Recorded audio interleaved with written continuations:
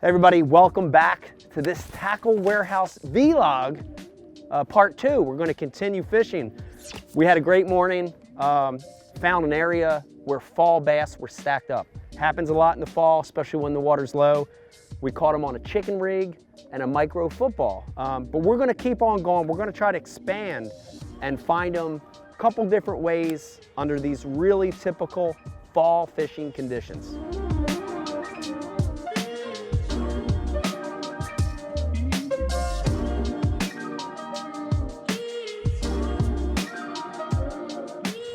There's one, love it. That's a big one too. Down there. Wait a minute.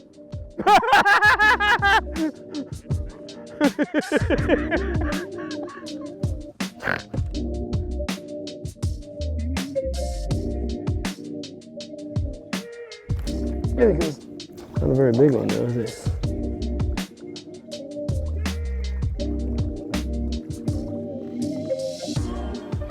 Come out of the tree on the full-size flip out. Missile Jigs flip out. This is their full-size jig, full-body jig, 1/2 ounce. It's got a Berkley Maxscent trailer on it, regular rabbit ear trailer. And that fish was sitting in wood. That's our first tree fish all day. Not a bad one, little guy.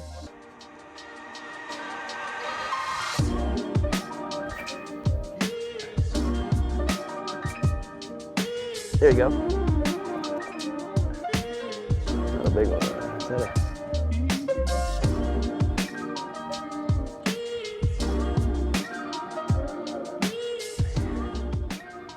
Got me a small one on the ripstop. You know what happened there is this is the fall and a lot of the bait's real small, so I switched to a little jerk bait. This is, you know, there are times when you want a finesse size jerk bait, and these bass in the fall get keyed in on little minnows, real small shad, and this lake has threadfin in it, and this is a bait by Rapala called a ripstop. Really unique jerk bait because it's got a tab. If you look at the tail, it almost looks like a lip on the back, and this tab, so when you pull it forward, the tab brings it back, so it makes this bait rock and pause all on its own. So just started throwing it, caught a small one right off the giddy. Might be a good sign of things to come.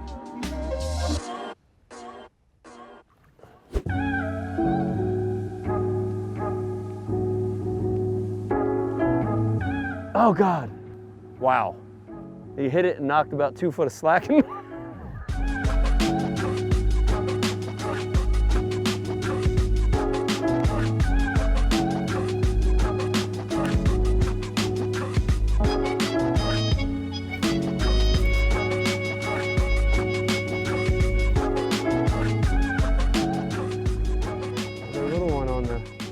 Full-size flip out in that tree. A few fish in the trees.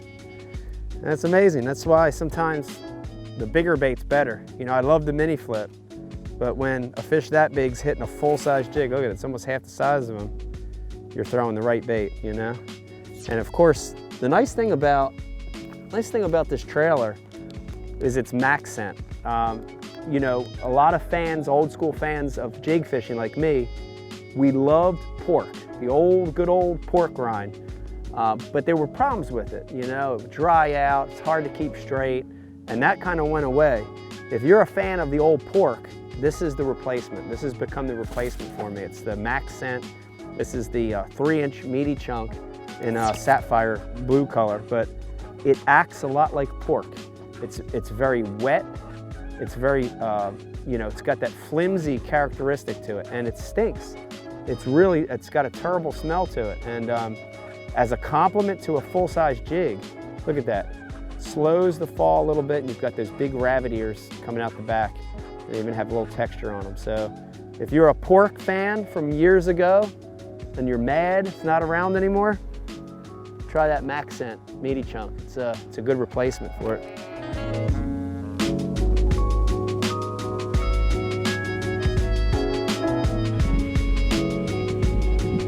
There you go.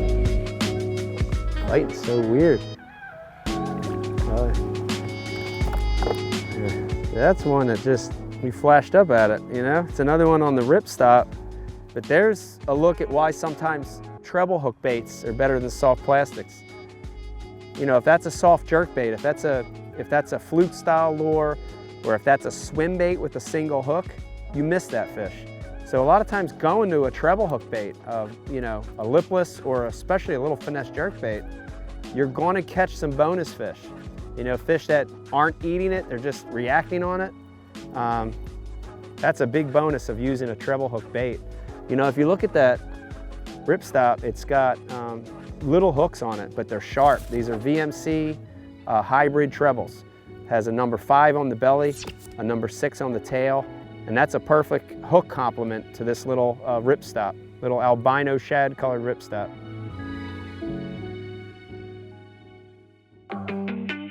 There's some turtles in here yet. There you go.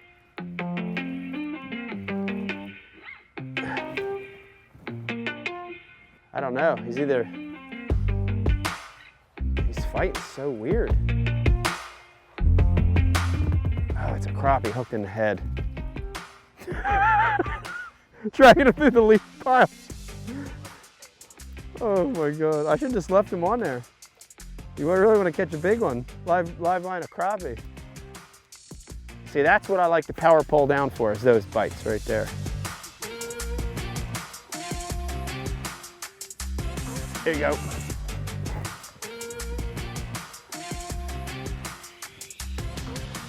No, not a giant one. Good one on the ripstop. Keeper. Keeper, look at that. That one's got all the hooks in them. That's a good sign. All up in his face. Both sets of trebles.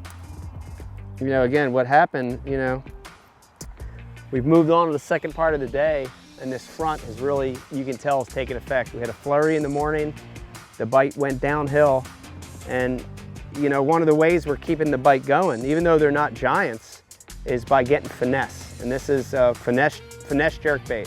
This is the kind of jerk bait you throw on a spinning rod. You know, this is straight 6-pound fluorocarbon, little tiny 6/8 Abu rod. And when things get tough, you know, I'm still out here to catch fish and catch keepers. That can be a difference maker in a tournament, you know, when things get tough. So little Rapala ripstop, little albino shad color, really special little kick out on the tail, letting me get some more bites as this day has gotten tough.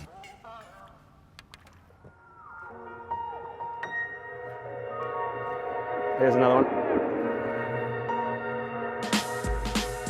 That's a real small one. Getting bites though. Slowing down now a little bit. One of the things when you're fishing a jerkbait, whether it's a full-size jerkbait or a finesse jerkbait like this little ripstop, one of the primary things you want to think about is cadence. Cadence. People say all the time, what the heck's cadence mean? What does that mean? Cadence is the rhythm of the bait. It's the biggest key to jerkbait fishing. So, you know, what I'm trying to do is I'm trying to make that cast out there, and I'm not just reeling it in. I'm reeling it, I'm putting little twitches, pauses, and every time I catch one, I'm trying to remember what that cadence is. You know, the last 2 fish hit on like 3 jerk with about a 3 or 4 second pause. So cadence is so key. And a lot of times once you get in a rhythm of what they want with that cadence, you just duplicate it. So a jerkbait's not as easy as throwing it out, reeling it in, or throwing it out, jerking it back. It's paying attention to that real subtle things that it does, like cadence. And I'll just keep going. There's one, I just missed it. And you saw that? Here, come back, missed it again. Now you see, I noticed that one, both those bites came on that longer pause. So this is the kind of stuff you got to remember. So now I'm gonna lengthen my pauses. And actually, that one got me while I was talking. So I'm gonna do about 3 or 4 jerks, and I'm really gonna let it sit now. Look. Oh, he got him off. I'm starting to figure it out now. Look at this. Really want to let it sit.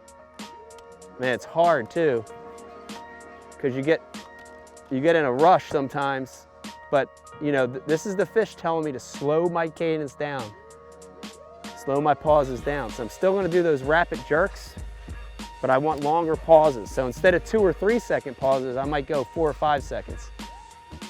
There's my jerks, there's a long pause. Got him, just like that. Just like that. See how long that pause was? That one actually might be, all right, that's a different species, but that's okay. It's still telling me, what these fish want. And I like to see other species in the mix, you know? When you see perch or bluegill or crappie mixed in, you know, they're here feeding on the same thing too. Don't get disgusted if you're catching, a lot of people call them junk fish. Don't get disgusted, because that tells you you're in the right spot, in the right area with the right bait. I'm starting to learn about the cadence now. So this is where it all starts to come together now. Look at this. Now I'm gonna look at it. I'm gonna like force myself to make those pauses 4, 5, maybe even 6 second pauses. A lot of times post frontal, they want them longer pauses. I think that's what's happening right here. There he goes.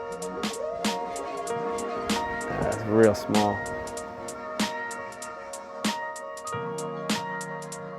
All right, there you go. You know, things get tough. You know, you got to downsize. In the fall, a lot of bait's small, so by going to a smaller bait, you know, even though these last 3, 4, 5 fish haven't been big ones, we've been able to continue the bite by going to a finesse jerk bait. So, good way to extend the bite when things get tough. There you go. Oh no! He's still on there. Oh God! Oh, it's a, wait a minute. What? It's a gizzard? That's a gizzard. Or is that a sucker? What is that? Ah, it's a sucker. Look at that. That's a very rare catch in South Jersey. Look at that. That's a straight up sucker. Look at that.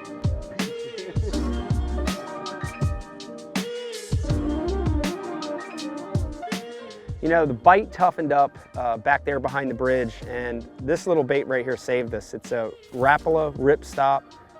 It's real small. It's in that real tiny size, shad colored bait. You know, and you cannot throw that little jerk bait on a casting rod. This is a spinning rod bait. It's a finesse bait. And so the rod and reel on this one are super key. You know, for this little bait, I like to use this shorter rod. This is the Garcia Ike Series finesse spinning rod, and it's a 6/8 medium light. That medium light is so important because you really want that rod to have a ton of tip to it. You want it to be really soft. The other great thing about the 6/8 rod is that it's got this shorter butt section. And just like in regular jerkbait fishing, there's a lot of cadence involved. So 6/8 medium light Garcia Ike Series rod, and then the reel too is important. And this is the Ike Revo in the 20 size, the smaller size. Once again, I'm using straight 6-pound fluorocarbon, no leader. And the reason I'm doing that is it helps the bait get down and helps the bait suspend naturally. The entire cast, not just 2 or 3 feet, but the entire cast sinks and suspends naturally. So super, super key to this little jerkbait, the rod, the reel, and the line. You know, the other lure and rod and reel that was key, we caught some real nice fish on it, and we were kind of picking at them, but it's a staple you should always have on your boat, even in the fall, is a jig. And we used a 1/2 ounce black and blue missile flip out jig. It's a full-size jig. We paired it with a Maxscent Sapphire blue chunk trailer. But this rod, this is important because it lets you present the bait, lets you get a good hook in them. We went with the Garcia Ike Series power rod.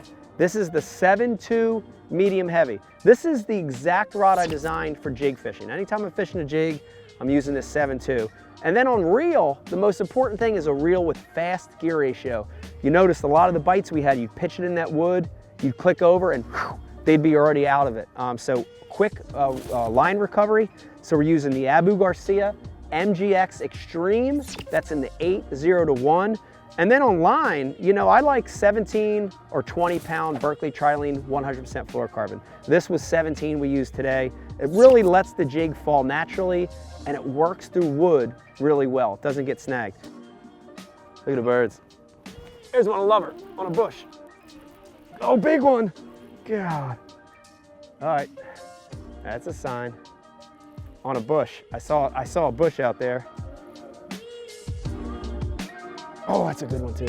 Don't you come off there. Don't you come off there. Oh, oh. I got him. Look at that. Man, it's been a long time between bites, but typical fall fishing right here. Typical fall fishing. You're gonna find little groups of fish and you gotta stay loose. It's the one time of the year where junk fishing rules. Look at my deck. You got 1, 2, 3, 4, 5, 6, 7, 8, 9, over 12 rods on the deck. And fall fishing, the fish are moving. They're constantly changing. They're feeding on bait and the bait moves. And when bait moves, the bass move. You know, we trying all kinds of stuff. We saw an isolated brush pile and we switched to a vibrating jig.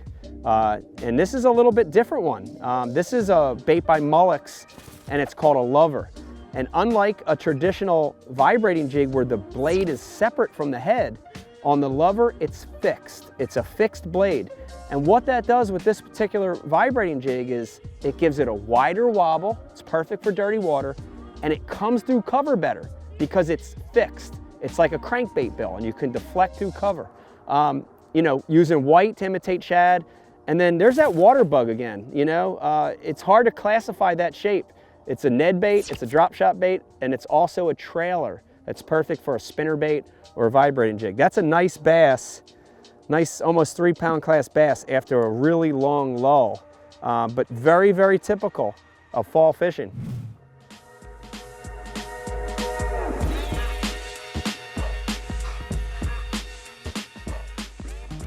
Uh-oh, big one. Whoa!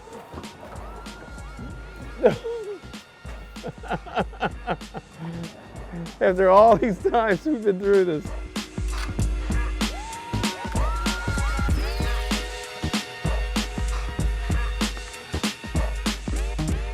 Started the day as a troll on the bridge, struggled everywhere else we went, came back to the place we started to end the day and catch one nice going away present back on the chicken rig. It's been an awesome day. I hope you learned a lot in these last couple vlogs. This is fall fishing, and in fall fishing, you gotta stay versatile. Put a lot of rods on the deck, keep moving, keep covering water. But at the end of the day, when you find a concentration of fish and you find the bait, like at this spot, keep revisiting that spot and you'll catch them over and over. If you like what you're watching in this week's episode of the Tackle Warehouse Vlogs, like, share, and tag a friend to be entered into the contest to win great gear. Also, if you like the equipment and products used in this video, you can get everything on Tackle Warehouse.